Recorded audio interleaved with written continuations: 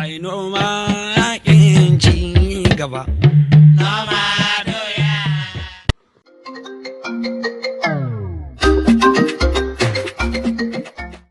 Hello?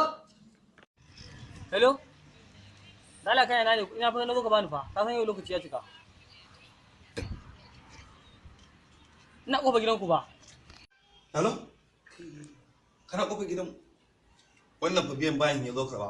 To ainihin abokina tun asubar fara na bangaren nan ina Lagos ko ba na gida ma ne yanzu ina cikin mota mun tafi Lagos. Hello? Kana Lagos? Kai abokina wai ya Lagos. Ka kai zo mana. Ina ina ka tafi Lagos ne. A wallahi kaga yanzu ne shine ma aikin siya kaci. Kai ne Kina. iya gida. Ka gida ma ba ko ina wanda zai Shi gyaran gaskiya tun ta matsayi mai aikin banza. Assalamu alaikum. Wa alaikum assalam. Ah, kane na ka dawo? Yawwa. Amma ko na abokin naka ya ganna waje ce kana na ce kana. Ka ce mai ai na ka ce ina Cani kana gida. ina gida. Inna lillahi wa inna ilaihi raji'un. Inna lillahi wa Kuma ya ce wa gidan baba kun shiga. Baba kwai ne gidan. La ilaha illallah Muhammadu Rasulullahi sallallahu alaihi wasallam. Ka bar ko murwa. Kana da ka tafi Allah. La ilaha.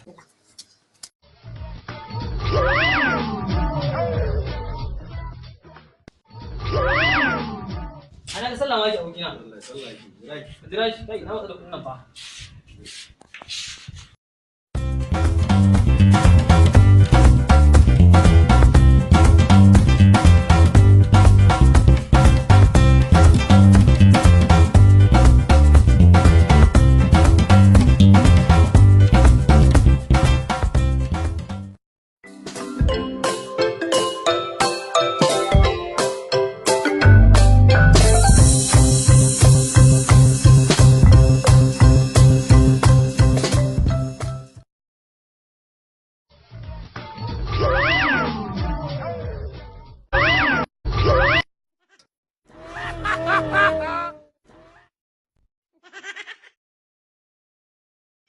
Gida nan mutum fa ba sallah yake ba.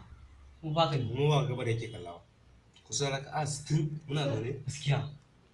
Wannan koyon mu makar da yin kwaci kudin nan. Allah Allah koyo ma ka da shi. Haba mana. Kudi na ka ban. Ka ban. Ya kawai saboda kana bi na bahin naira dubu ina gaban mahallici na ina sallah ka zo ka takura mu. Ba ni in ka ban kudi na ka gama sai ka ci gaba da sallah ka ban kudi na. To sikenin ba kudin da sikenin.